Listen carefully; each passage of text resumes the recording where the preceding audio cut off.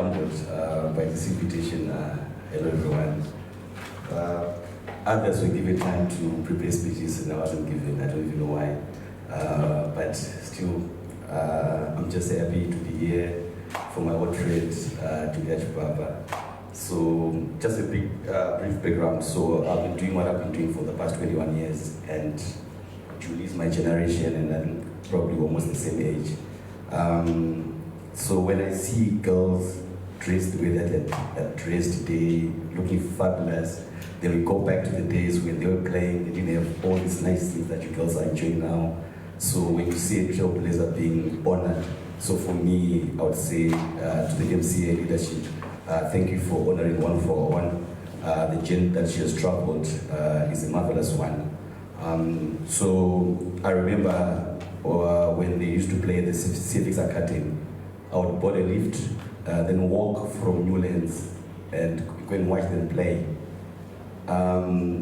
These girls, Julia's generation, they played for nothing. There was no money, even if they wanted to be given money. So there was no motivation beyond the love of the game. Because there was no, to say, you know, if we play for the next 2 years, there's going to be money. There was no money. So we saw a lot of people come, a lot of people go. But what they did was they birthed what you are now all enjoying.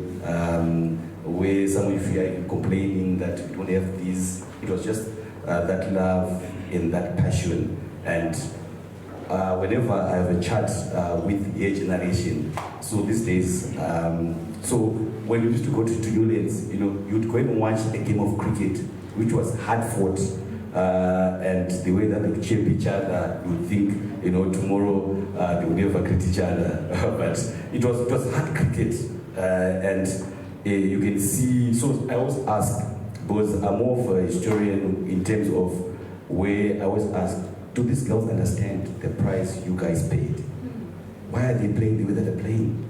Now you're being paid and you're still complaining. They never, of course, most probably the most comfortable place that they ever slept was the house by Civics Academy. You guys have been sleeping in hotels, traveling the world, and so forth. So, seeing Julie off the field, the level of decorum, it's just not about playing. How you carry yourself off the field, zero scandal and nothing. And that leadership, wherever she is, if she was here early, you know, she would try to put some order if the chairs are not aligned. You know that kind of leadership where you always want, where there's chaos, you know, she brings what a positive energy. In 2007, I was privileged enough to go to Kwekwe. There was an inter-provincial tournament to select the team that was going to play in the regional Africa, whatever. So I was there for a week. So it was also at the same time that Zimbabwe came back from the World Cup from the West Indies. So it was like a festival of cricket in Kwekwe, because there was a local cup match between,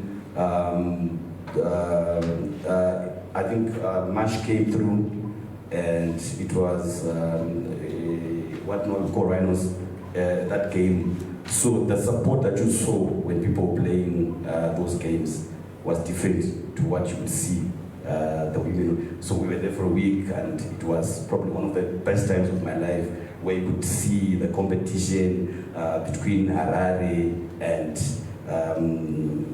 Bulawayo, funny names those days, Northerns and Southerns, I think. But what caught my eye at that time was the level of leadership that was exuded by by the girls. Then fast forward, Julie and Tando were then picked to go and play in the Afro-Asia Cup, and Julie was then made the vice captain, and she went there, and I mean, they did so well.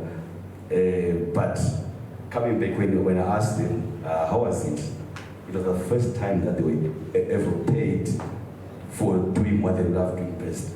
And you could still by the smiles. I think that time when Vera checks a green, you know, so changing the US dollars into that, it was so fantastic to tell. So a couple of years ago, I had a program on my page that I run on Script 263, So in our line of job, not everyone wants to come and have an interview. I was joking with Julia, but you're so articulate, but why are you trying, you know, she's not somebody who wants to be, you know, in front. But I said, you know what, I want to tell you a story. That was 2-3 years ago. So if you go there, if you go down on the page, I was the producer, Tina Shibambo was the presenter. So she said the story. So I know she doesn't mind me to say what I want to say.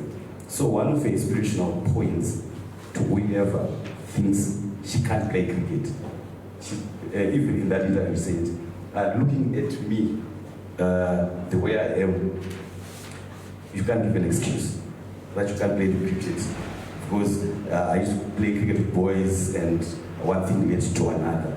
So in my final closing words, Julie, you've been an inspiration, and you don't only represent yourself, you represent that girl from my fields, from Chitungwiza, any other whoever wants to put brakes on their dreams that you know you can always do, you can do it.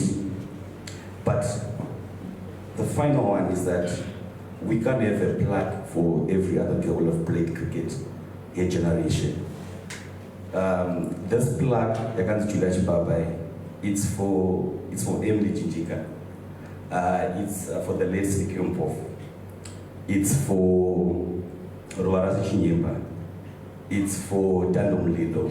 It's for Sipati Moyo. It's for Nosha Banyati. It's for Sheri Shaili, wherever she's in Ireland. It is for Precious Marangi. It is for Joyce Chizano, our first manager. It is for Chieza Mafunga. It is for Carol Nyamandi now.